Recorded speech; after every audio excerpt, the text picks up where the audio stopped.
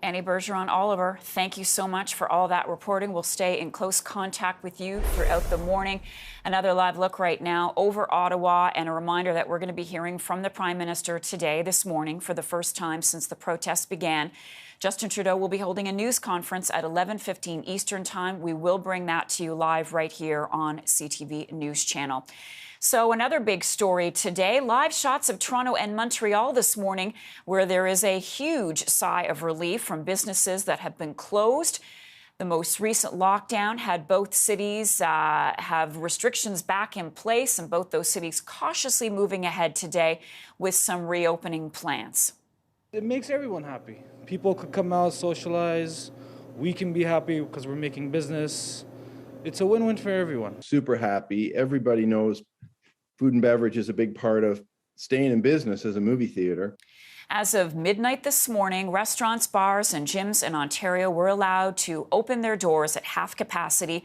Theaters will be allowed to serve food to customers as long as they remain seated, and spectators will also be allowed at sporting events and concerts at 50% capacity, or a maximum of 500 people. Now, in Quebec, that province also lifting some of its COVID-19 restrictions today. Restaurants will be allowed to reopen at half capacity. Limits on private gatherings are being increased. Some sports and leisure activities like ski resorts will open. Bars, gyms, and casinos, though, will remain closed with no date set for reopening. Some gyms reopened Sunday, but were quickly shut down by police for defying public health orders. This gym owner says she's implemented all possible safety measures. You need to reserve your place before coming. There's 2-meter distance. Obviously, when they ask us to for the passport. With me now is Dr. Kashif Prizada, emergency physician. Doctor, good morning. Good to see you. Thank you, Marcia. Big day for a lot of people in Ontario and Quebec. How do you feel about some of the restrictions being eased? So I think it's a sign that things are getting better in the hospitals. The ERs are a lot less busy than before. Things are slowly decompressing. One good thing is that the mask mandates are staying, so things will stay safe. So activities like shopping will be safe. I'm happy to see a lot more people are wearing high-quality masks like respirators. So that's going to help as well. What do you think needs to be done this go-round to avoid any other partial lockdown? One thing I'm worried about, I think the province is kind of giving up on controlling the virus. They're putting the onus on individuals. What you need to do is, you evaluate your own risk threshold when you go into these businesses. So if you have, like I have elderly parents in their late 70s, kids who can't get vaccinated, so I probably won't go indoor dining.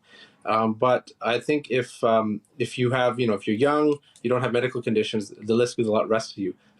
One thing I would mention is that there's a lot of stuff that could have been done that wasn't done to prepare businesses to prevent future shutdowns. If I went to a restaurant and I saw HEPA filters everywhere, I saw CO2 meters saying that the air was clean, I would feel a lot more confident eating at that restaurant than now. But that's being done in some countries. It's not being done here in Ontario. How's Omicron looking right now? Is it following the same pattern that it did in South Africa and in the UK? It is so far, but the other thing is we've just detected recently an uptick in cases of the second Omicron subvariant. So that could start increasing cases as well. So we'll have to watch that closely. But I think, if people are careful, wear good quality masks, go into well-ventilated businesses that have really taken precautions to take care of you, the risk to you individually will be a lot less. But we'll have to keep an eye on the new subvariant that's spreading.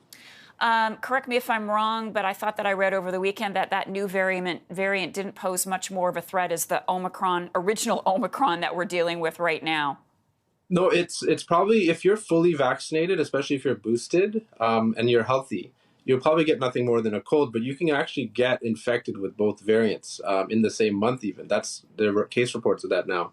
The problem is it's every time you get infected, you risk a long-term COVID, a condition that we don't fully understand and doesn't have any treatments. It's much less if you're vaccinated, if you get that. So every time you put yourself in a risky situation, you could develop that syndrome. So that's one reason why I would go into well-ventilated indoor spaces like restaurants if they do all the precautions. Dr. Prizada, thank you so much. Good to see you this morning. You take care.